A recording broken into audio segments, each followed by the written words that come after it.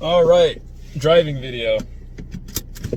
Let's hope I don't get distracted looking at fucking video instead of the road. And hopefully this can be heard. Hopefully it's not like super quiet. So I guess I'll just yell a little bit. What I want to talk about today is negativity and positivity. Those are some good buzzwords, huh? You can hardly go a day without hearing about, stay away from the negativity, stay positive. I mean, that shit's all cliche because it's true. Don't you just love that? Cliche because it's true. That's almost like funny because it's true. Try not to get too annoyed by that. Instead, the reason I bring this up is there's a certain example that struck me, and I think it would make it easier for other people to understand how to apply it to their daily lives. And that is when people say that you shouldn't succumb to others' negativity.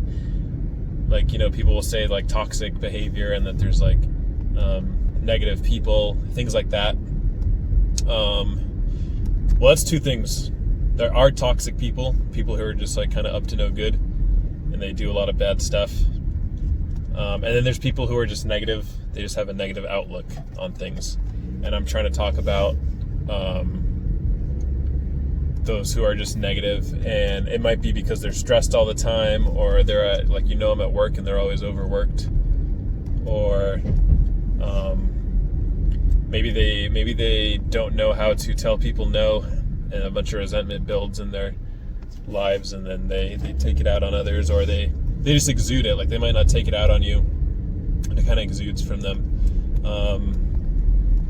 And what you'll see with these people is if you're positive, if you try to stay positive and you try to have a good sense of humor, it might seem like your positivity is just like annoying them, or is not. It's like they're not receptive to it. Oh shit, I gotta cross. Like they're not receptive to it, and it might like discourage you. And if you're like me, sometimes I kind of match the mood of the people I'm talking to. If it's people that I don't know very well, because I just want to like get through a smooth social interaction. I'm not one for conflict. So,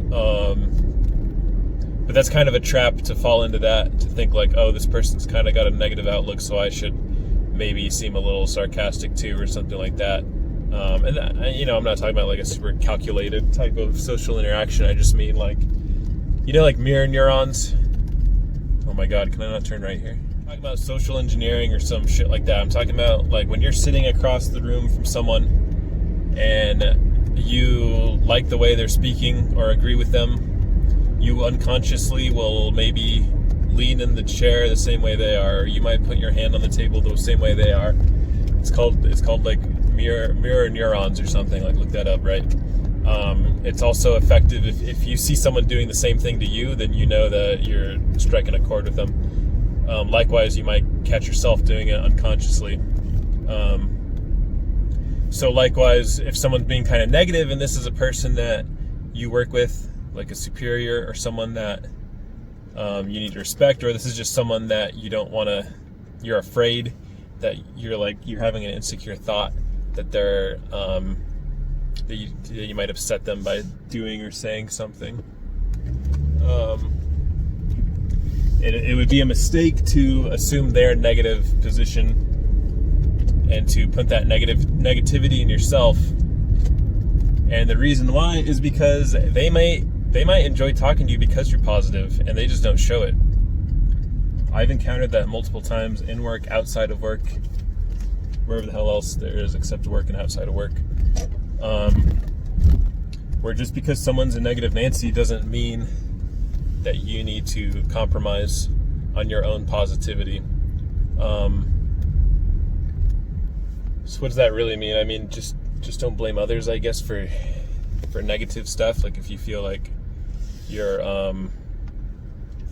surrounded by negative people, maybe you're the only positive force in their life, and just you should just be positive.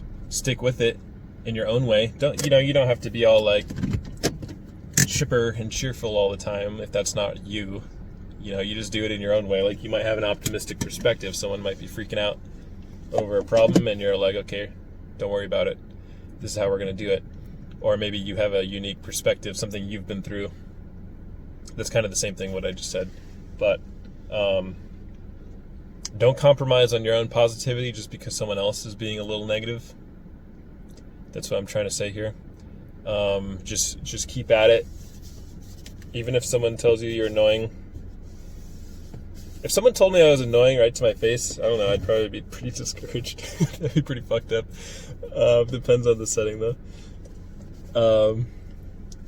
Don't worry about that. No one's going to do that. If they do, then it's definitely their problem and not yours.